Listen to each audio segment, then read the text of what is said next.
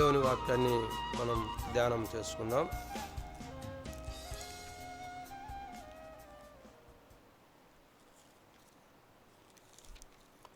మత్తయి రాసిన సువార్త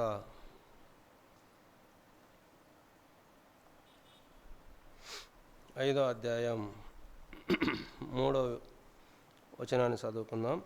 మత్తయి రాసిన సువార్త 5వ అధ్యాయం 3వ వచనం. ఆత్మవిషయమై దీనులైన వారు ధన్యులు, పరలోక రాజ్యము వారిది. ఆత్మవిషయమై దీనులైన వారు ధన్యులు, పరలోక రాజ్యము వారిది. ప్రభునందు ప్రియులారా, మనం ఇక్కడ చదువుకున్న ఈ లేఖన భావం మనమందరము ఎరిగిన వారమే. ఈ 5వ అధ్యాయం, 6వ అధ్యాయం, 7వ అధ్యాయం, ఈ అధ్యాయాలు కొండ మీద ప్రసంగం. అయితే ఆత్మ విషయమై దీనులైన వారు ధన్యులు, పరలోక రాజ్యము వారిది అని యేసుక్రీస్తు ప్రభులు వారు కొండ మీద ప్రసంగములో ఆయన మాట్లాడిన మొట్టమొదటి మాట అక్కడ మనం చూస్తే, ఎందుకంటే ఆయన జనసమూహాన్ని చూసి కొండ ఎక్కి కూర్చుండగా ఆయన శిష్యులు ఆయన వద్దకు వచ్చిరి. అప్పుడు ఆయన నోరు తెరిచిలాగు బోధింపసాగెను అని ఉంది. ఆత్మ విషయమై దీనులైన వారు ధన్యులు. మనకు దేవుడు ఏమనుగ్రహించాడు? ఈ భూలోకములో మనకు దేవుడు జగత్తు పునాది వేయబడక మునుపే క్రీస్తు యేసు ప్రభులో ఆయన మనల్ని రక్షించుకునే దేనికంటే పరలోకములో ఆత్మ సంబంధమైన ప్రతి ఆశీర్వాదాన్ని మనకు దయచేయుటకు ఆయన మనల్ని ఏర్పాటు చేసుకున్నాడు. కొండ మీద ప్రసంగంలో మొట్టమొదటి మాట అదే. ఆత్మ సంబంధమైన ప్రతి ఆశీర్వాదాన్ని దేవుడు మనకిచ్చేదానికి ఆయన మనల్ని ఏర్పాటు చేసుకున్నాడు. భూలోక ఆశీర్వాదము ఆయన చెప్పలేదు. మొట్టమొదటి మాట అయితేమి, ఉన్న లేఖనాల్లో అయితేమి దేవుడు చెప్పలేదు. ఆత్మ విషయమై దీనులైన వారు ధన్యులు అని యేసుక్రీస్తు ప్రభులు వారు మనకు ఆత్మ సంబంధమైన ప్రతి ఆశీర్వాదాన్ని దయచేయుటకు ఈ ఆత్మను గురించి దేవుడు మనకు బోధించాడు. అపోస్తులైన పౌలు ఎందుకు ఆ మాట మనకు కొరింథీయులకు రాసిన పత్రికలో మనకు మాట మనం చదువుకుందాం. కొరింథీయులకు రాసిన పత్రిక మొదటి పత్రికలో 1వ అధ్యాయంలో 18వ వచనం మనం చదువుకుందాం. అక్కడ మనకు ఏం కనబడుతుంది? 1 కొరింథీయులకు రాసిన పత్రిక 1వ అధ్యాయము 18వ వచనములో, సిలువను గూర్చిన వార్త నశించుచున్న వారికి వెరితనము కానీ రక్షించబడుచున్న మనకు దేవుని శక్తి. అంటే సిలువను గూర్చిన సువార్త అంటే యేసుక్రీస్తు ప్రభుల వారిని గురించిన మాటలు దేనికి మనకు ఎరితనము, దేనికి మనకు శక్తి అని మనం ఆలోచన చేసినట్లయితే, మనము ఈ సిలువను గూర్చిన వార్తలో నశించిపోయే వారికి వెరితనము, రక్షించబడుచున్న వారికి దేవుని శక్తి. ఆ దేవుని శక్తి మనకు ఎలా అందుతుందంటే, మనము ఆత్మానుసారమైన జీవితంలో బలము పొందగలిగినప్పుడే ఆ అపోస్తలుడైన పౌలు ఈ కొరింథీయులకు రాసిన పత్రికలో 1వ అధ్యాయంలో 2వ అధ్యాయంలో స్పష్టంగా రాయించాడు ఆ మాటలు. ఎందుకంటే దేవుని శక్తి పొందగలిగే వారు ఆత్మ విషయములో పొందగలుగుతారు.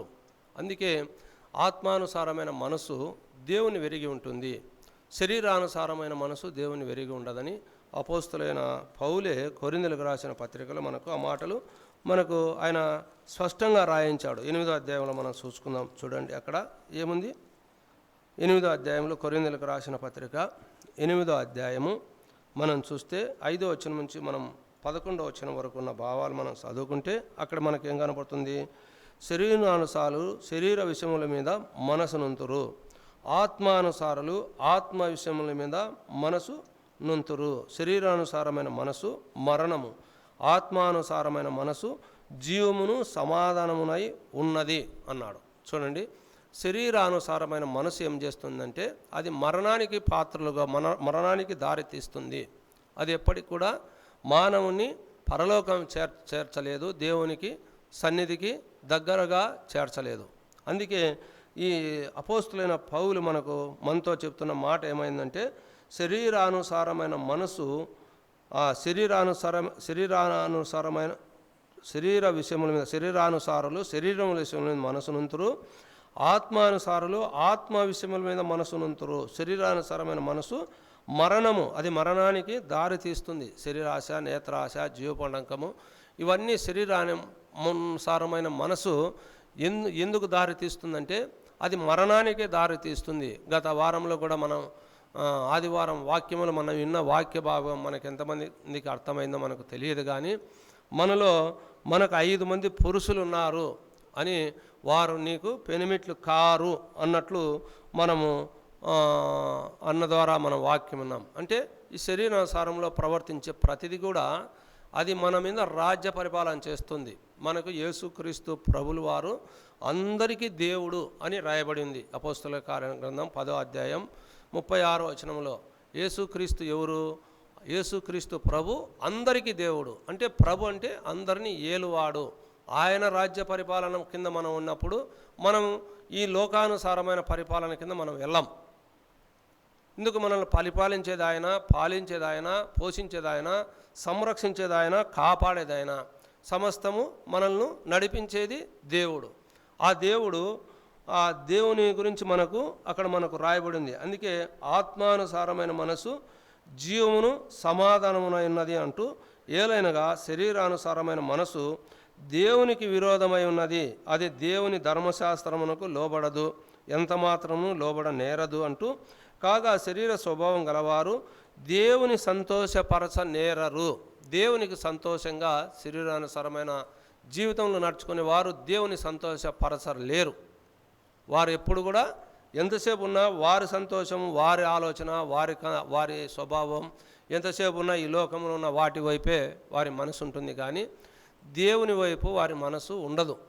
ఎంతసేపు ఉన్నా కూడా శరీరానుసారమైన స్వభావం కలిగిన వారి గురించి అపోస్తులైన పౌలు 8వ అధ్యాయంలో అక్కడ ఆయన స్పష్టంగా మనకు చూపిస్తూ ఉన్నాడు. శరీర స్వభావము కలవారు దేవుని ఎప్పటి కూడా సంతోషపరచ నేరరు. దేవుని ఆత్మ మీలో నివసించి ఉన్న ఎడల మీరు ఆత్మ స్వభావం కలవారే కానీ శరీర స్వభావం కలవారు కారు.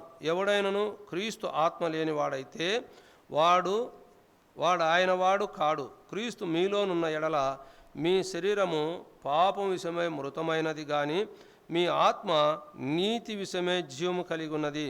మృతుల్లో నుండి యేసును లేపిన వాని ఆత్మ మీలో నివసించిన ఎడల మృతుల్లో నుండి క్రీస్తు యేసును లేపిన వాడు సావునకు లోనైన మీ శరీరం కూడా మీలో నివసించుచున్న తన ఆత్మ ద్వారా జీవింప చేయును అనే మాట మనకి ఇక్కడ రాయబడింది. ఎందుకంటే అపోస్తులైన పౌలు రోమా సంఘానికి రాస్తూ శరీరం గురించి, ఆత్మను గురించి ఆయన ఈ 8వ అధ్యాయంలో యేసుక్రీస్తు ప్రభును ఆ బలిగా పాప పరిహారార్థం నిమిత్తము తన సొంత కుమారుని పాప శరీరాకారముతో పంపి ఆయన శరీరం పైన మానపాపానికి రావాల్సిన శిక్షను విధించాడని పైవచనాలను రాస్తూ, క్రీస్తు యేసునందున్న వారికి ఏ శిక్ష విధి లేకుండా కొట్టివేశాడని అక్కడ రాస్తూ, క్రీస్తు యేసునందున్న వారికి ఏ శిక్ష విధి లేదు అని అంటే శరీరానుసారమైన మనసుతో జీవించే వారికి శిక్ష ఉంది, ఆత్మానుసారమైన మనసు జీవించే వారికి శిక్ష లేదు అని ఇక్కడ మనకు అర్థం ఇస్తుంది.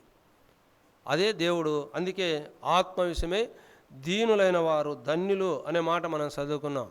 క్రీస్తును గురించిన సువార్త, ఆ సిలువను గురించిన సువార్త ఎవరికి అది ఎరితనముగా ఉందో మనం చూస్తున్నాం. ఎందుకు?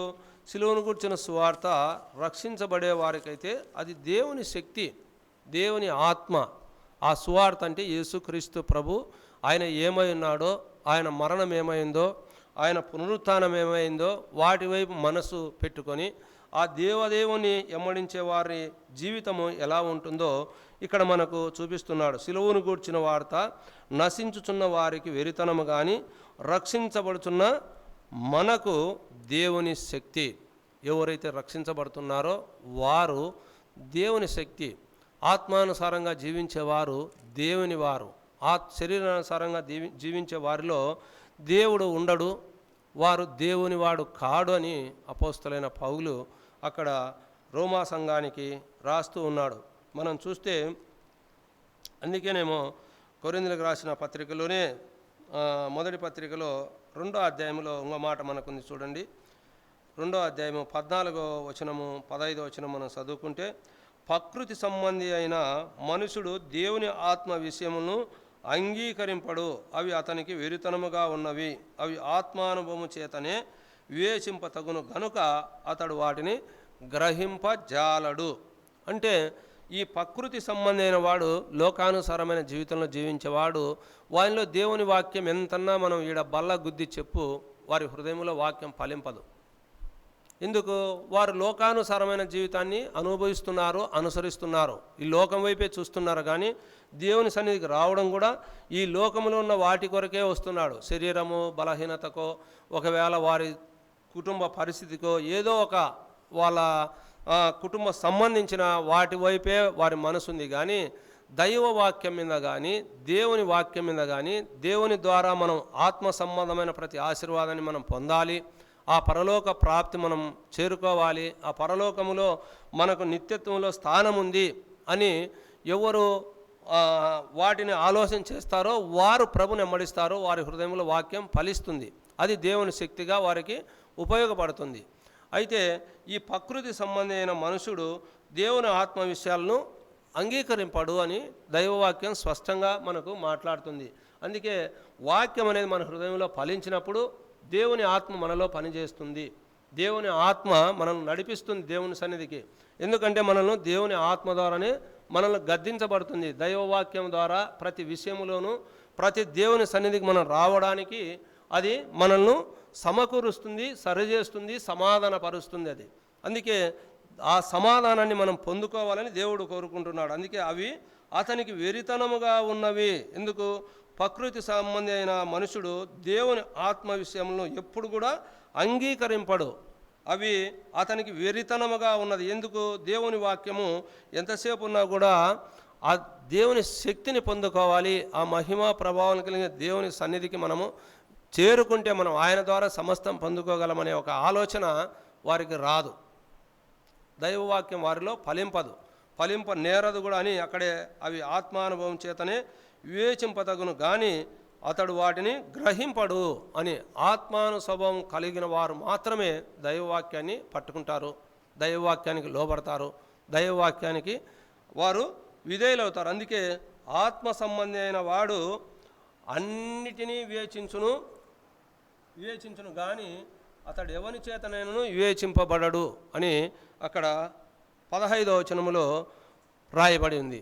ఎందుకంటే దైవవాక్యము మనము ఎంతగానో జాగ్రత్తగా వివేచింపదగినప్పుడు, అందుకే ఆత్మ సంబంధించిన వాడు అన్నిటినీ వివేచించును కానీ అతడు ఎవరిని చేత వివేచింపబడడు అని ఉంది.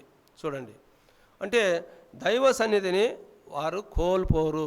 ఎప్పటి కూడా పక్కన మాటలు ఆలోచన రావు. దైవవాక్యం మీద మనసు కలిగిన వారికి, ఆత్మానుసారమైన జీవితంలో జీవించే వారికి ఆత్మ ఏం చేస్తుందంటే గద్దిస్తుంది. సరైన సమయానికి ఆత్మ నడిపిస్తుంది, ఆత్మ మనల్ని దేవుని సన్నిధికి తీసుకొని వస్తుంది. అక్కడ ఇంకొక మాట కూడా మనకు కనబడుతుంది. చూస్తే 3వ అధ్యాయంలో అక్కడ 19వ వచనంలో ఏం రాయబడింది చూడండి. అక్కడే కొరింథీయులకు రాసిన పత్రికలో, ఈ లోక జ్ఞానము దేవుని దృష్టికి వెర్రితనము. ఈ లోక జ్ఞానం ఏం చేస్తుందంటే దేవుని దృష్టికి వెర్రితనం. మనిషిని జ్ఞానము దేవునిని ఎప్పుడు కూడా మనిషి జ్ఞానము చేత దేవుని ఎప్పుడు కూడా అంగీకరించలేడు. మనిషి జ్ఞానం వేరు. అందుకే పై వచనాల్లో ఒక మాటలు మనకు కనబడతాయి. అక్కడ ఏం మాటలు ఉన్నాయంటే పై వచనంలో చూస్తే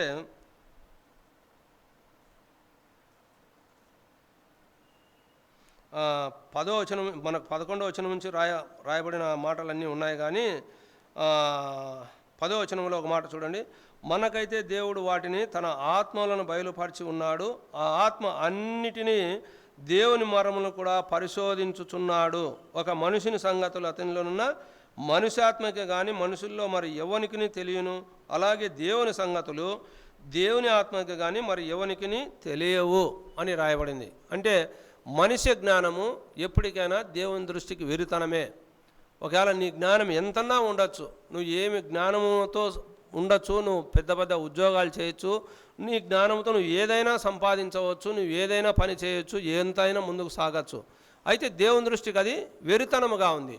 అయితే దేవుడు ఏం చెప్తాడు అక్కడ మనం చూస్తే దైవవాక్యంలో, ఒక మనుషుని సంగతులు అతనిలో ఉన్న మనుష్యాత్మకే కానీ మనుషుల్లో మరి ఎవరికి తెలియను, అలాగే దేవుని సంగతులు దేవుని ఆత్మకే కానీ మరి ఎవరికి తెలియవంటూ దేవుని వల్ల మనకు దయచేయబడిన వాటిని తెలుసుకున్నటకై మనము లౌకికాత్మను కాక దేవుని యొద్ద నుండి వచ్చు ఆత్మను పొంది ఉన్నాము.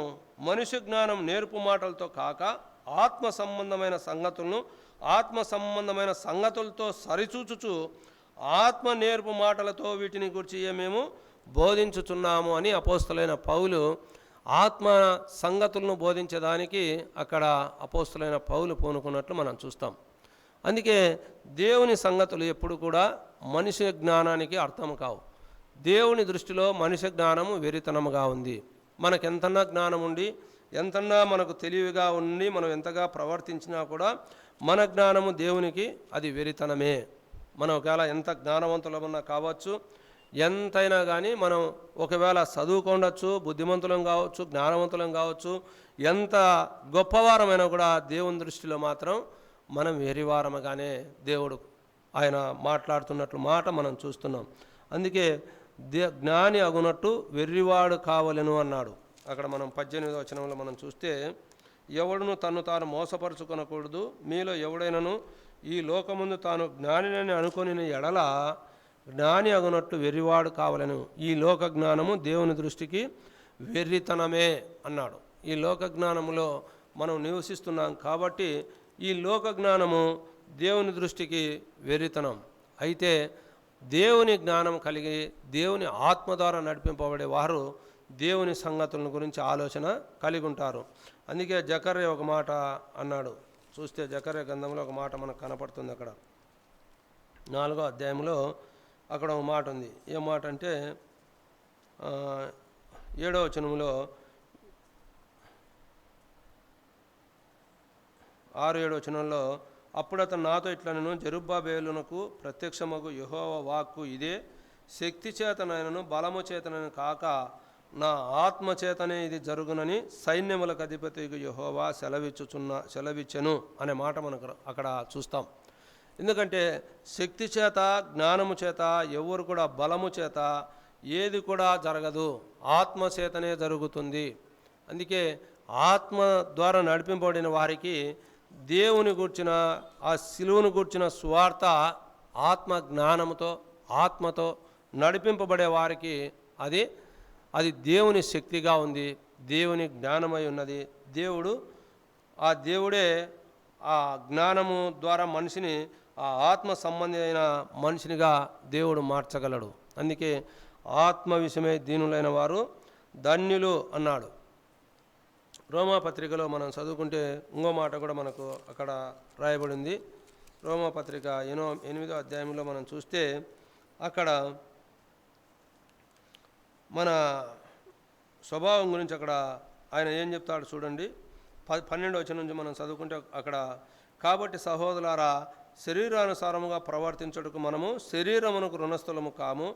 మీరు శరీరానుసారముగా ప్రవర్తించినలా సావవలసిన వారై ఉందురు, కానీ ఆత్మచేత శరీర క్రియలను చంపినడలా జీవించెదరు. దేవుని ఆత్మచేత ఎందరు నడిపింపబడదురో వారందరూ దేవుని కుమారులై ఉందురు.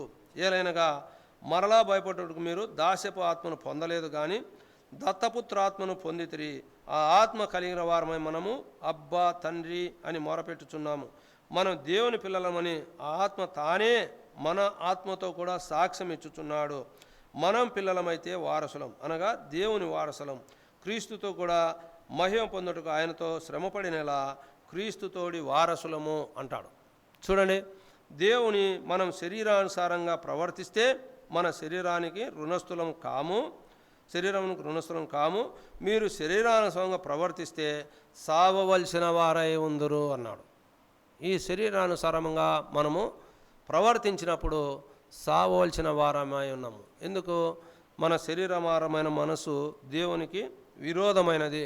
శరీరం యొక్కయు మనసు యొక్కయు కోరికలు అవి గొప్పవి, అవి దేవునికి విరోధ భావమైనవి, అవి ఈ లోకానుసారమైన జీవితంలో నివసించేటివి. అందుకే ఆ ఆత్మ తానే మనల్ని తండ్రి నాయన అబ్బా అని మొరపెట్టుకోవడానికి ఆ ఆత్మ మనల్ని ముందుకు నడిపిస్తున్నాడు. అందుకే అక్కడ 26వ వచనంలో ప్రార్థన గురించి ఆయన అక్కడ మాట్లాడతాడు ఒక మాట. అటువలే ఆత్మయు మన బలహీనతను చూసి సహాయం చేయుచున్నాడు. ఏలైనగా మనం యుక్తముగా ఎలాగో ప్రార్థన చేయవాలని మనకు తెలియదు, కానీ ఉచ్చరింప శక్యము కాని మూలుగులతో ఆ ఆత్మ తానే మన పక్షముగా విజ్ఞాపన చేస్తున్నాడు. మనకు ప్రార్థన ఎలా చేయాలో రాదు. ఆత్మ నడిపింపదలతో ఉన్నప్పుడు ఆత్మ తానే మనల్ని నడిపిస్తాడు ఆత్మ ద్వారా. అందుకే ఆత్మ చేత ఎందరూ నడిపింపబడదురో వారందరూ దేవుని కుమారులై ఉంటారు అని అక్కడ మనకు 14వ వచనంలో మనకు రాయబడి ఉంది. ఎందుకంటే మీరు దాస్యపు ఆత్మను పొందలేదు అన్నాడు. ఈ లోకము దాస్యపు ఆత్మ కాదు మనకు దేవుడు దయచేసినది, మనకు దత్తపుత్ర ఆత్మను పొందితిరి అన్నాడు. అంటే ఎవరైతే ప్రభును అంగీకరించారో వారందరూ దేవుని పిల్లలయ్యేదానికి అధికారం దేవుడు ఇచ్చాడు. ఆ మాట మనకు యోహాను రాసిన సువార్తలో మనకు 1వ అధ్యాయంలో మనకు 13వ వచనంలో మనకు కనబడుతుంది. ఎవరైతే ఆయన్ని అంగీకరిస్తారో వారందరూ దేవుని పిల్లలు. దేవుని పిల్లలైనప్పటికీ ఆ ఆత్మ ఎలా మనల్ని ముందుకు నడిపిస్తుంది? ఆ ఆత్మ కలిగిన వారమై మనము అబ్బా తండ్రి అని మొరపెట్టుచున్నాం. అంటే తండ్రి నాయన అబ్బా అని మనం మొరపెట్టడానికి కారణం ఏమైందంటే ఆత్మ సంబంధమైన మనము ఆ రక్షణను మనం పొంది ఉన్నాం. సిలువను గుర్చిన సువార్తకు మనం లోబడి, ఆయన శక్తికి మనం లోబడి, ఆయన ఆ కలువరి శిలువలో ఆయన బలియాగమైన ఆ క్రీస్తు ప్రభు సువార్త మనం వినటం వలన మనం దేవుని విశ్వాసం ఉంచి ఆత్మరక్షణ పొంది మనం ఆయన సన్నిధానంలో మనము ఇలాగ కూడుకోవడానికి ప్రభు మనకు సహాయము చేశాడు. కాబట్టి ఆ ఆత్మ ద్వారానే మనము ముందుకు కొనసాగాలి అని అపోస్తులైన పౌలు ఇక్కడ మనకు చూపిస్తాడు. అందుకే మనం దేవుని పిల్లలమని ఆత్మ తానే మన ఆత్మతో కూడా సాక్ష్యం ఇచ్చుచున్నాడని 16వ వచనంలో రాయబడింది. 8వ అధ్యాయం 16వ వచనంలో మనం దేవుని పిల్లలమని ఎవరు చెప్తున్నారు? దేవుడు చెప్తున్నాడు. ఆత్మ తానే చెప్తున్నాడు అన్నాడు. అంటే మనం దేవుని పిల్లలమైతే వారసులము, అనగా దేవుని వారసులము, క్రీస్తుతో కూడా మహిమ పొందుటకు ఆయనతో శ్రమపడినలా క్రీస్తుతోడి వారసులము అని మనకు అక్కడ మనకు దైవవాక్యము మనకు స్పష్టంగా మనతో మాట్లాడుతుంది. అంటే వారసులమైనప్పుడు మనం ఎలా జీవించాలి? ఆత్మానుసారంగా శరీరానుసారంగా మనం దేవునికి లోబడి జీవించాలా అనేది మనం చూసుకోవాలి, మనం గ్రహించాలి కూడా. అందుకే ఓ మాట రాయబడింది కొరింథీయులకు రాసిన 1వ పత్రికలో 4వ అధ్యాయంలో మనం చూస్తే 20వ వచనంలో ఒక మాట రాయబడింది, దేవుని రాజ్యము మాటలతో కాదు శక్తితోనే ఉన్నది అని. దేవుని రాజ్యము మాటలతో కాదు శక్తితో ఉంది. దేవుని రాజ్యం అంటే ఏదో మనం దేవుని రాజ్యము పరలోక రాజ్యం మనం దేవుని సన్నిధికి పోతాము అని మాటలతో మనం అనుకుంటున్నామేమో, కాదు. అది ఆత్మశక్తితో నింపబడి ఉంది. దేవుని శక్తి ఉంది దానిలో. ఆ శక్తి ద్వారా మనం ముందుకు సాగాలంటే మనం ఎలా ముందుకు సాగాలి? శరీరానుసారంగా ప్రవర్తిస్తే మనం సావలసిన వారమై ఉంటాము, కానీ దేవుని సన్నిధానికి చేరం. అది దేవుడు చెప్పే మాట మనం ఆలోచన చేస్తున్నాం. అందుకే అపోస్తులైన పౌలే రోమా పత్రికలు కూడా ఇంకో మాట కూడా మనకు చెప్తాడు. 14వ అధ్యాయం 17వ వచనంలో ఏముంది? దేవుని రాజ్యము భోజనమును పానమును కాదు, కానీ అక్కడ ఏముంది మనం చూస్తే దేవుని రాజ్యం భోజనమును పానమును కాదు, కానీ నీతియు సమాధానమును పరిశుద్ధ ఆత్మయందలి ఆనందమునై ఉన్నది. అంటే నీతి, సమాధానము, పరిశుద్ధాత్మయందలి ఆనందము. నీతిమంతుడైన యేసుక్రీస్తు ప్రభులను వారిని మనం వెంబడించినప్పుడే ఆ నీతి మనలో పనిచేస్తుంది. అందుకే యేసుక్రీస్తు ప్రభులు వారు ఆ కొండ మీద ప్రసంగంలో మనకు ఒక మాట రాయబడి ఉంది, మీరు ఏమి తిందుమో ఏమి త్రాగుదమో ఏమి ధరించుకుందామో అని మీ శరీరం గురించి మీ దేహమును గురించి మీరు చింతించకుడి, మీకేమి కావాలో మీ పరలోకపు తండ్రికి అవన్నీ తెలుసును. అయితే మొదట ఆయన రాజ్యాన్ని ఆయన నీతిని వెదకండి అని 6వ అధ్యాయంలో మనకు 33వ వచనంలో మనకు రాయబడింది. ఆయన నీతి, ఆయన రాజ్యం. ఆయన రాజ్యం ఏది? దేవుని సంఘం. ఆయన నీతి ఏది? యేసుక్రీస్తు ప్రభుల వారే నీతిమంతుడు.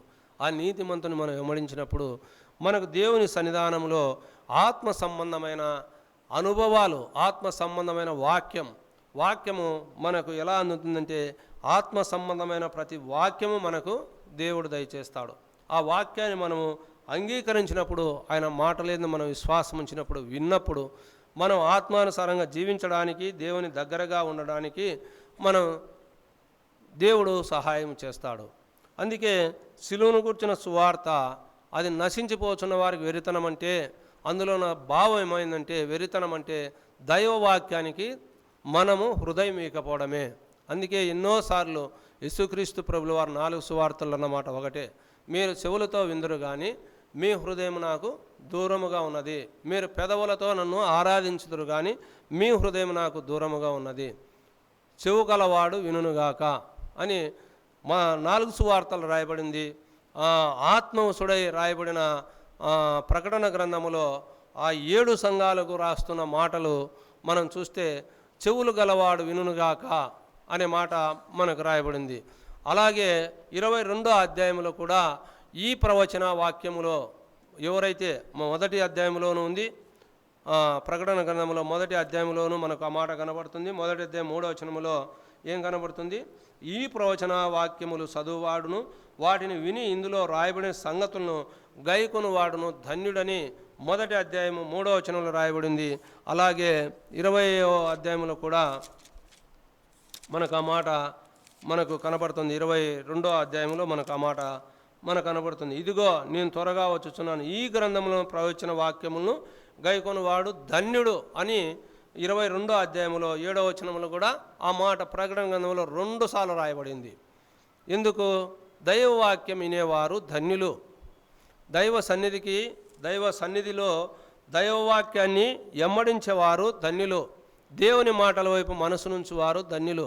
ఆత్మ విషయమై దీనులైన వారు ధన్యులు. అంటే ఆత్మ విషయమై దీనులైన వారంటే ఆత్మ మనకు ఏది సూచిస్తుందంటే దైవవాక్యాన్ని సూచిస్తుంది. దేవుని ఆత్మ స్వభావంతో మాట్లాడుతున్న ప్రతి మాట మన హృదయాన్ని తాకుతుంది. అందుకే ఆత్మ విషయం అంటే మనం తగ్గించుకొని తలకాయ తగ్గుకేసుకొని గొర్రెలాగా ఊగుతా పోయేది అది కాదు. దేవుని వాక్యమే ఆత్మ సహాయం ద్వారా అందించబడే ప్రతి మాట మన హృదయంలో చేర్చుకోవడమే. అందుకే దైవవాక్యానికి మనం చోటు ఇవ్వాలి, దైవవాక్యాన్ని మన హృదయంలో నింపుకోవాలి. అందుకే ఆయన యోహాను రాసిన సువార్తలో 15వ అధ్యాయం 7వ వచనంలో ఏం మాట మనకుంది? అక్కడ మనం చూస్తే నా మాటలు మీ యందును మీరు నా యందును నివసించాలి, అప్పుడు మీకు ఏది ఇష్టమో అది నేను మీకు ఇస్తా అని అక్కడ మాట్లాడుతూ ఆయన వాక్యాన్ని విన్నాం కాబట్టి, ఆ వాక్యం మనం అనుసరించాం కాబట్టి మీరిచ్చిన వాక్యం, ఆ వాక్యమును బట్టి వారు మహిమపరచబడ్డారు, వారికి నా మహిమను ఇస్తున్నానని 17వ అధ్యాయంలో ఆయన 23, 24 వచనాల్లో మనకు ఆ మాటలు కనబడతాయి. వాక్యంతోనే ఆ వాక్యమే మనల్ని నడిపించేది, వాక్యమే మనల్ని మహింపరిచేది, ఆ వాక్యమే మనల్ని దేవుని సన్నిధానంలో ఆ మహిమ స్వభావం కలిగిన దేవుని సన్నిధానానికి మనం చేర్చేది. అదే ఆ వాక్యం. ఆత్మ విషయమై దీనులైన వారు ధన్యులంటే అదే. అలాగే సిలువను గూర్చిన వార్త నశించుచున్న వారికి వెరితనం అంటే దైవవాక్యం పట్టుకోకపోవడమే వారి వెరితనం. రక్షించబడుచున్న మనకు దేవుని శక్తి అంటే దైవవాక్యాన్ని అంగీకరించి హృదయంలో చేర్చుకొని వాటి చొప్పున నడుచుకునే వారికి అది దీవెనకరమైనది, శక్తివంతమైనది. అందుకే దావీదు మహారాజు ఆయన ఏమంటాడు 18వ కీర్తనలో, యెహోవా నా బలమా, నా శైలమా, నా కోట, నా కొండ. ఎన్ని మాటలు అక్కడ దావీదు ఆయన మాట్లాడిన మాటలు కీర్తనలో మనం ఆలోచన చేస్తే, దేవుని వాక్యము, దేవుని మాట అంటే ఎంత ఆనందమో. దేవుని సన్నిధికి పోవాలంటే 122వ కీర్తనలో ఆయన నేను సంతోషించి తిని అని ఆయన ఎంతగా దేవుని సన్నిధికి వస్తాడో. 132వ కీర్తనలో చూస్తే బలిష్ఠుడైన దేవునికి ఒక నివాసం నిర్ణయించాలా అని ఒక దావీదు ఒక ఉన్నత ఉద్దేశాన్ని బట్టి అక్కడ ఆయన మాట్లాడుతున్న కీర్తనలో 132వ కీర్తనలో ఆయన తన సన్నిధిలో నివాసం కూడా చేయనని ఆయన ఒక ఆజ్ఞ చేసుకున్నట్లు మనకు అక్కడ కనబడుతుంది. అంటే దైవవాక్యములో ఉన్న శక్తి మనం పట్టుకోలేక ఉన్నాం, ఆ శక్తిని పొందుకోలేకున్నాం, ఆ శక్తిని మనము అనుభవించలేకున్నాం, అనుసరించలేకున్నాం. అనుసరించితేనే అనుభవిస్తాం, అనుసరించకపోతే అనుభవించలేం. కాబట్టి దేవుని వాక్యం గురించి మనకెన్నో సత్యాలు మనకున్నాయి. ఈ అపోస్తులైన పౌలు ఈ కొరింథీయులకు రాసిన పత్రికలో చాలా సత్యాలు మనకు రాయించాడు. 1-2 అధ్యాయాల నుంచి మనం చదువుకుంటూ పోతే చాలా ఉన్నాయి ఈ కొరింథీ పత్రికలో. మొదటి కొరింథీయులకు రాసిన పత్రికలో పరిశుద్ధుల గురించి ఆయన రాస్తున్న మాట మనం ఆలోచన చేస్తూ పోతే, అయితే 2వ అధ్యాయంలో ఇంకో మాట కూడా ఆయన ఉంది చూడండి. 2వ అధ్యాయంలో మనం చూస్తే కొరింథీయులకు రాసిన మొదటి పత్రిక 2వ అధ్యాయంలో ఆయన అన్న మాట, ఓ మాట మనం చూడండి. 2వ వచనంలో, నేను యేసుక్రీస్తును అనగా సిలువ వేయబడిన యేసుక్రీస్తును తప్ప మరి దేనిని మీ మధ్య నేను ఎరుగకుందునని నిశ్చయించుకుంటుని అని అంటాడు. అంటే యేసుక్రీస్తు ప్రభువుల వారిని తప్ప ఆయన ఏరొకటి ఆలోచనే చేయలేదు. అపోస్తులైన పౌలు పట్టబడిన సమయంలో ఆయన ఎటువంటి వాడో మనం దైవవాక్యంలో మనం చూస్తాం. ఆయన ఎంత ఒకవేళ గొప్పతనంలో ఉన్నను, ఒక అధికారిగా ఉన్నను, ఆయన పట్టబడిన రీతిలో ఆయన శక్తి, ఆయన బలం అంతా ఆయన పక్కన పెట్టేసి దేవుని సిలువను గురించిన వార్తను గురించి ఎంత విశేషంగా ఆయన రాయించాడో మనం చూస్తే, నేను యేసుక్రీస్తును అనగా సిలువ ఇవ్వబడిన యేసుక్రీస్తును తప్ప మరి దేనిని మీ మధ్య నేను ఎరుగక ఉందునని నిశ్చయించుకుంటుని అనే మాట మనం చూస్తాం. ఆయన ఒక విశ్వాసం ఎలా ఉంటుందో గలతీయులకు రాసిన పత్రికలు కూడా మనకు అక్కడ రాయబడింది. 2వ అధ్యాయం 20వ వచనంలో మనం గలతీయులకు రాసిన పత్రికలు మనకు అక్కడ కూడా ఆయన, నేను క్రీస్తుతో కూడా సిలువ వేయబడి ఉన్నాను, ఇక జీవించువాడని నేను కాను, క్రీస్తు నాయందు జీవించుచున్నాడు, నేను ఇప్పుడు జీవించుచున్న జీవితము నన్ను ప్రేమించి నా కొరకు తన్ను తాను అప్పగించుకుని దేవుని కుమారుని యందలి విశ్వాసం వలన జీవించుచున్నాను. అక్కడ ఇంకో మాట 21వ వచనం చదువుకుందాం. నేను దేవుని కృపను నిరర్థకము చేయను, నీతి ధర్మశాస్త్రం వలనైతే ఆ పక్షమందు క్రీస్తు చనిపోయినది నిష్ప్రయోజనమే. అక్కడ మనకు పై మాట ఏముంది? దేవుని కృప నిరర్థకము చేయను. చూడండి, దేవుని కృపను నిరర్థకము చేయను అంటే మనకు ఏమని అర్థం? అశ్రద్ధ చేయను అనేది వస్తుంది. నిరర్థకం అంటే ఎన్నో దాంట్లో స్వభావాలు ఉన్నాయి. నిర్లక్ష్యం చేయను అనేది వస్తుంది. దేవుని సన్నిధిని, దేవుని అంటే సన్నిధిని వెడబాపన అనేది వస్తుంది. కొన్ని వచనాలు మనం ఆలోచన చేస్తే నిరర్థకం చేయనంటే దేవుని గురించి, ఆయన సన్నిధికి నేను అశ్రద్ధగా రాను, నేను ఆయన సన్నిధిని నేను నిరర్థకం చేయను, ఆయన సన్నిధికి నేను సోమరితనంతో రాను, ఎన్నెన్నో వస్తాయి మనం మాట్లాడుకుంటే ఆ మాటకు అర్థం. అందుకే ఆయన ఎప్పుడైతే ప్రభు ఆయన పట్టుకున్నాడో అప్పుడే ఆయన సిలువ వేయబడిన యేసుక్రీస్తు ప్రభువుల వారికి ఆయన అంకితం అయిపోయినట్లు మనం చూస్తాం. మనం చూస్తే, నేను ఈయన ద్వారా నా నామం ఘనపరచబడుతుందని దేవుడే అన్నాడు. ఎన్ని శ్రమల పాలవుతాడో అని దేవుడే చెప్పాడు. ఎన్ని శ్రమలున్నను అపోస్తుల కార్యాల గ్రంథంలో మనం చదువుకుంటే ఎన్ని శ్రమలున్నను ఆయన సువార్త ప్రకటించడానికి వెనుకాడలేదు. నేను మరణమైనా అవుతాను కానీ సువార్త విషయంలో నేను వెనుకాడనన్నట్లు ఆయన ముందుకు వెళ్తాడు. సువార్త ప్రకటించకపోతే ఆయన ఎంతో బాధపడినట్లు మనం చూస్తాం. అక్కడ చూస్తే అపోస్తుల కార్య గ్రంథంలో ఆ మాటలు మనకు కనబడతాయి. నేను సువార్త ప్రకటించకపోతే నాకు శ్రమ అనే మాట మనకు కనబడుతుంది అక్కడ మనం చూస్తే. కాబట్టి అపోస్తులైన పౌలు ఒక నిశ్చయత చేసుకున్నాడు. దేవుని సన్నిధానానికి ఒక నిశ్చయత, నేను ప్రభుతో సిలువ వేయబడి ఉన్నాను, ఇక జీవించు జీవితం నాది కాదు అన్నట్లు ఆయన, నేను జీవించే జీవితం, శరీరమందు జీవించే జీవితము నన్ను ప్రేమించి నా కొరకు తన్ను తాను అప్పగించుకుని దేవుని కుమారుని యందలి విశ్వాసం వలన జీవించుచున్నాను అని ఆయన అపోస్తలుడైన పౌలు ఆయన ఎంత నీట్గా ఈ గలతీయులకు రాసిన పత్రికలో మనకు రాయించాడో మనం చూస్తే, గలతీయులకు రాసిన పత్రికలోనే ఇంకో మాట కూడా మనకు రాయించాడు. 6వ అధ్యాయంలో కూడా ఆ మాట మనకు కనబడుతుంది. చూడండి 14వ వచనంలో, అయితే మన ప్రభువైన యేసుక్రీస్తు సిలువ యందు తప్ప దేని యందును అతిశయించుట నాకు దూరమవును గాక, దానివల్ల నాకు లోకమునకు నేనును సిలువ వేయబడి ఉన్నాము అన్నాడు. చూడండి, అంటే లోకాశ, శరీరాశ, నేత్రాశ, జీవపణకం సమస్తము సంపివేసిన వాడుగా మనం చూస్తాం. ఫిలిప్పీలకు రాసిన పత్రికలు మనం చూస్తే 3వ అధ్యాయంలో ఇంకా ఎన్నో గొప్ప మాటలు ఉన్నాయి ఆయన గురించి. మనం చూస్తే ఆయన సమస్తాన్ని పెంటతో సమానంగా ఎంచుకున్నాడు. సమస్తమైన కలిగిన ఆస్తి, అంతస్తు, సమస్తము ఆయన అధికారము అంతా నేను క్రీస్తును సంపాదించుకోవాలని ఆయన ప్రయాసపడుతూ ఉన్నాడు. నేను ఇదివరకే సంపాదించుకున్నానని అనుకున్నాను, కానీ లేదు, ఇంకా చాలా ఉన్నదన్నట్లుగా ఆయన మాట్లాడతాడు అక్కడ 3వ అధ్యాయంలో ఫిలిప్పీలకు రాసిన పత్రికలు మనం చూస్తే.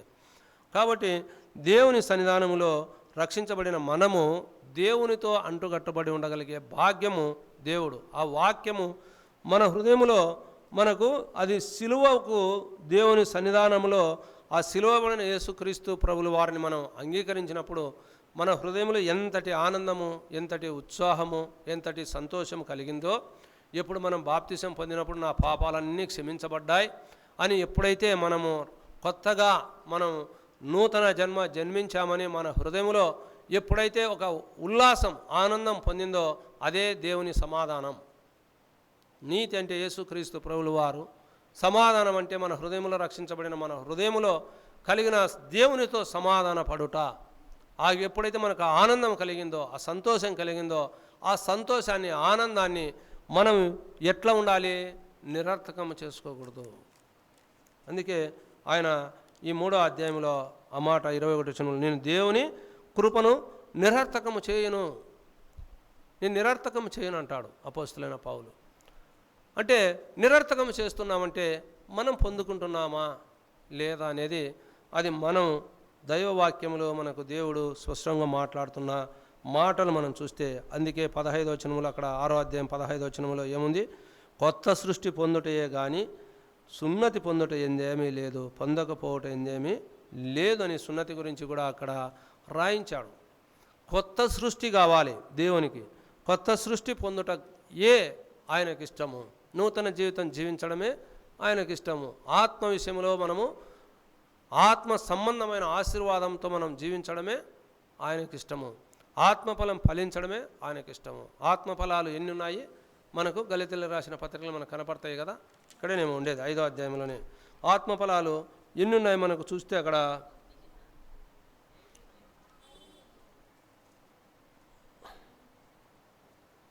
7 ఉన్నాయి. ఆత్మఫలం వెనక ప్రేమ, సంతోషం, సమాధానం, దీర్ఘశాంతం, దయాలత్వం, మంచితనం, విశ్వాసం, సాత్వం, ఆశా, నిగ్రహం. 7 ఉన్నాయి. 9 ఉన్నాయి.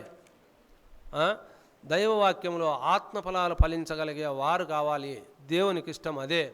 ఆత్మ విషయమే దీనులైన వారు ధన్యులంటే యేసుక్రీస్తు ప్రభుల వారు మొట్టమొదటి మాట ఎందుకు మాట్లాడారంటే, మన హృదయంలో ఆ ప్రేమ, సమాధానము, ఐక్యత, ఆ దీర్ఘశాంతము, ఆ ఆశా నిగ్రహము, అవన్నీ దయాలతో, మంచితనము, ఇవన్నీ మనలో ఉండాలనేదే దేవుడు కోరుకునే ఒక ఆయన ఇష్టమైన కార్యం అది. అందుకే ఆత్మఫలాలు ఫలించాలని, ఆయన ఆత్మ విషయమే దీనులైన వారు ధన్యులని ఆయన మాట్లాడిన మాటకు మనకు అర్థం ఏమైందంటే, దేవుని విషయమే మనము ఎలా మనం ఆయన వాక్యాన్ని ఆత్మానుసారంగా మనం ఎలా అనుసరిస్తున్నాం. శరీరానుసారంగా అనుసరిస్తే అది మరణానికే దారి తీస్తుందని మనకు అపోస్తలుడైన పౌలు రోమా పత్రికలో రాయబడింది. మనకు అది మరణానికి దారి తీసేది. ఆత్మఫలం ఫలిస్తే అబ్బా, తండ్రి, నాయన అని మొరపెట్టే ఆ ఆత్మ మనల్నే ఆయన ద్వారా నడిపించగలిగి ముందు కొనసాగుతుందని మనకు ఆ రోమా పత్రికలోనే మనకి 8వ అధ్యాయంలో మనకు రాయబడిన మాటలు మనం చూస్తే. కాబట్టి దేవుని సన్నిధానంలో దైవవాక్యానికి మనము మొట్టమొదటి స్థానం ఇవ్వగలగాలి. దైవ సన్నిధిలో మనం దేవునికి దగ్గరగా ఉండాలి. దేవునికి ఎంత దగ్గరగా ఉన్నప్పుడు మనం దేవునితో ఉంటాం. దైవవాక్యానికి మనం హృదయం ఇచ్చినప్పుడు దైవవాక్యం ఎలా ఉంటుందో హెబ్రీయులకు రాసిన పత్రికలో మనకు ఒక మాట రాయబడింది. 4వ అధ్యాయం 12వ వచనంలో మనకేముంది అక్కడ హెబ్రీయులకు రాసిన పత్రికలో? ఆ మాట కూడా చదువుకుందాం మనం చూస్తే. హెబ్రీయులకు రాసిన పత్రిక 4వ అధ్యాయంలో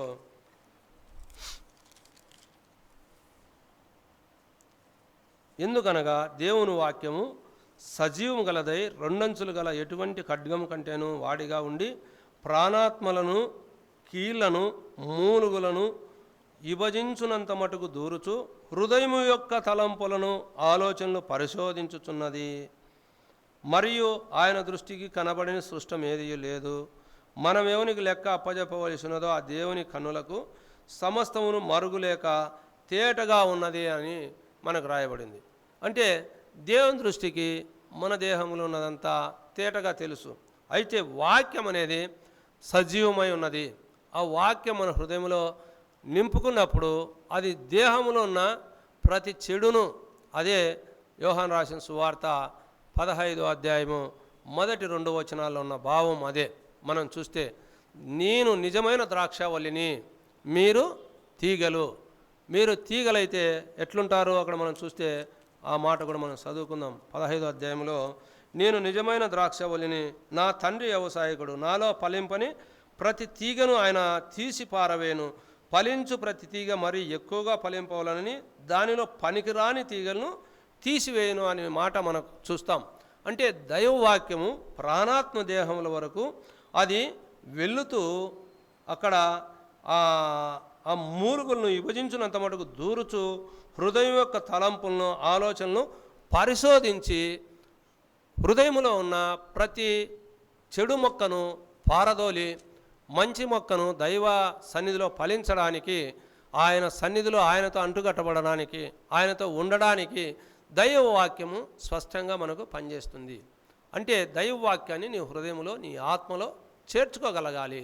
దేవుని మాట అంటే ఆత్మతో బయలుపరచగలిగే మాట దైవ మాట. అది దేవుని మాట, మంది కాదు. దేవుని మాట. ఈ బైబిల్ గ్రంథం అంతా ఆత్మ ద్వారా సిద్ధపరిచినదే. అపోస్తులు కాదు. ఆదికాండం, నిర్గమకాండం, లేవికాండం, సంఖ్యాకాండం, ద్వితీయోపదేశకాండం, 5 కాండాలు మోసే రాశాడంటే మనకు అర్థం ఎక్కడి నుంచి వచ్చింది? అది ఆత్మ ద్వారా బయలుపరచబడినప్పుడు రాయబడిన ఆ సత్య గ్రంథాలయ్యి. మనం చూస్తే ఈ మత్తయి రాసిన సువార్త, లూకా రాసిన సువార్త, మార్కు సువార్త, యోహాను రాసిన సువార్త, ఈ 4 సువార్తలు కూడా వారు రాయడానికి ఎప్పుడు యేసుక్రీస్తు ప్రభు బ్రతికున్నప్పుడు రాసినవి కాదు. అవి ఆత్మ ద్వారా రాయబడినవి. ఆ ఆత్మ ద్వారా దైవవాక్యాన్ని లిఖింపబడినవి. అందుకే పేతురు భక్తుడు ఒక మాట అంటారు, ఎవరు కూడా తన జ్ఞానంతో మాటలు అవి రాయలేరు. కానీ అక్కడ మనం చూస్తే పేతురు రాసిన మొదటి పత్రికలో మనకు ఆ మాట కనపడుతుంది అనుకుంటా. 2వ పత్రికలో ఏముంది ఆ మాట? 21వ వచనంలో, 2వ పత్రిక 1వ అధ్యాయము 21వ వచనంలో, ఏలైనగా ప్రవచనం ఎప్పుడును మనుషుని ఇచ్చను బట్టి కలగలేదు, కానీ మనుషులు పరిశుద్ధాత్మ వలన ప్రేరేపింపబడిన వారై దేవుని మూలముగా పలికిరి. ఎందుకంటే ప్రతి వచనము కూడా, ఈ దైవ గ్రంథంలో ఉన్న ప్రతి వచనం కూడా ఎట్లా పరిశుద్ధాత్మ వలన ప్రేరేపింపబడి రాయబడి ఉన్నవి. పరిశుద్ధాత్ముడు ఎవరు? మన ప్రభు అయిన యేసుక్రీస్తే.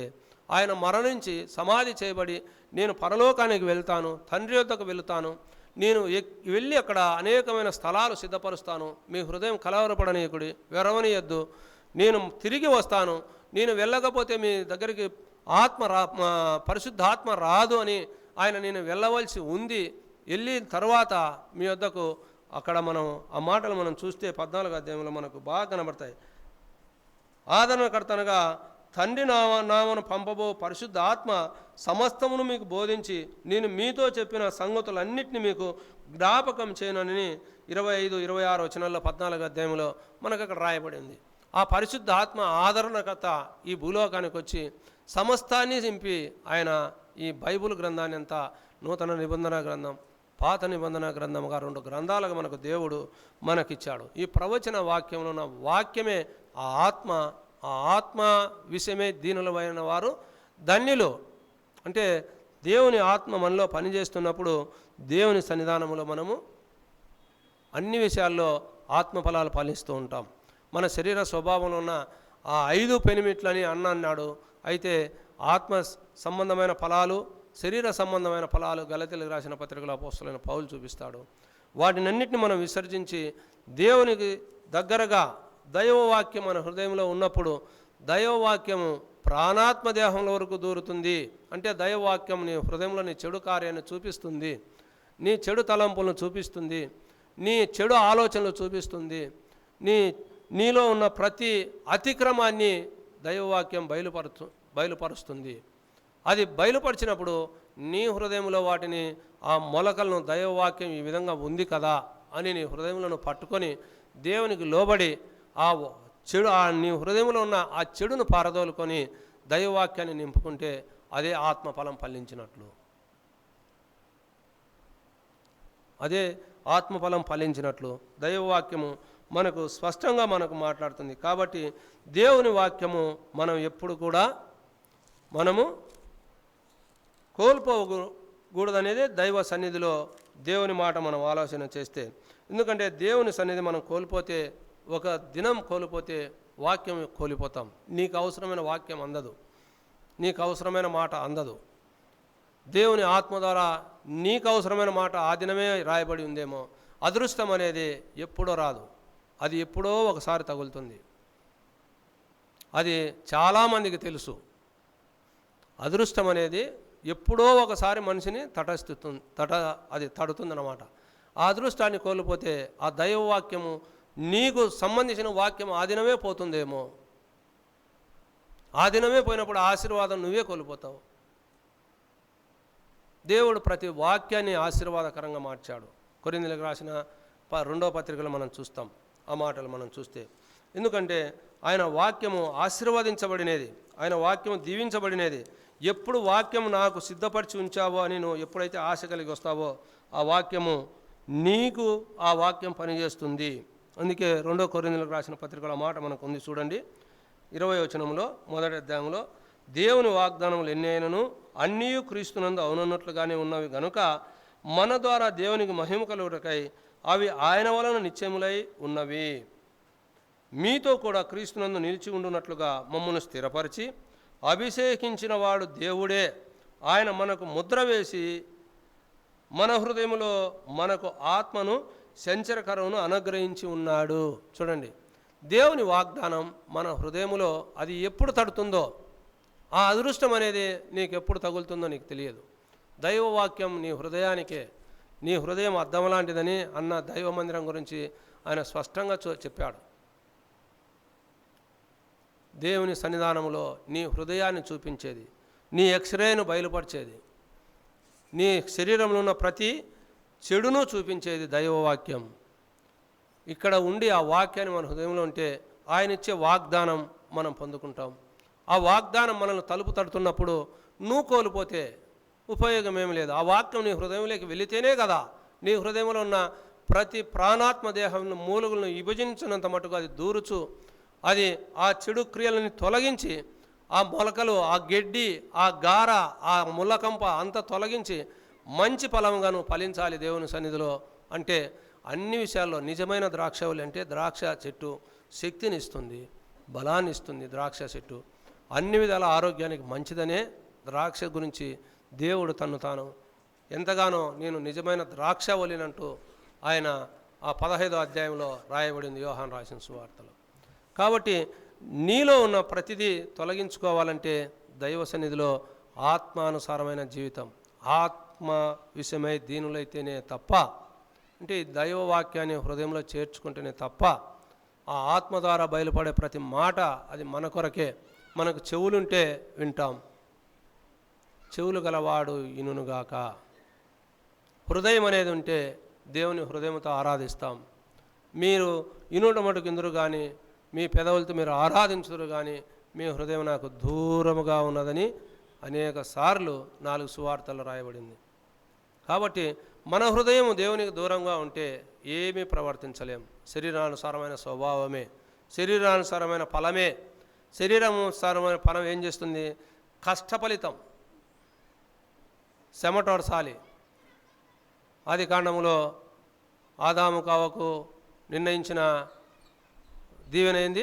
లాస్టున నువ్వు చెమటోడ్చి నీ కష్టము నువ్వు తినాలి ఆదాముతో, అంతే, చెమటోడ్చడమే. అయితే ఆత్మానుసారమైన ఫలం అది నిత్య జీవం, అది దేవుని సన్నిధి, దేవుని కృప, దేవుని ఆశీర్వాదం. అది అందుకే అబ్రహామును ఆశీర్వదించాడు. ఆయన దేవుని నమ్మాడు, అది అతనికి నీతిగా ఎంచబడిందంటే ఆశీర్వాదము ఎంతదాకా తీసుకుపోయింది అబ్రహామును. కాబట్టి అబ్రహాం పొందిన ఆశీర్వాదం మనం కూడా పొందుకోవడానికి దేవుడు మార్గం చూపాడు. అయితే మార్గంలో మనం నడుచుకోకపోవడమే. ఆ నడుచుకోకపోతే పక్కకు వెళ్తే ముళ్ళులు ఉన్నాయి, రాళ్ళు ఉన్నాయి, కంపలు ఉన్నాయి, చీకటి ఉంటుంది. మార్గం దావమడి వెళితే వెలుతురు ఉంటుంది, దైవ సన్నిధి ఉంటుంది, దేవుని మార్గం ఉంటుంది. అది ఇరుకు మార్గం అన్నాడు. అందుకే ఇరుకు మార్గంలో ప్రవేశించుడి. ఆ ఇరుకు మార్గంలో మనం ప్రవేశించినప్పుడే దైవ సన్నిధిలో దేవునికి ఇష్టపూర్వకంగా ఉంటాం. దేవుడు తన మాటలు దీవించునుగాక.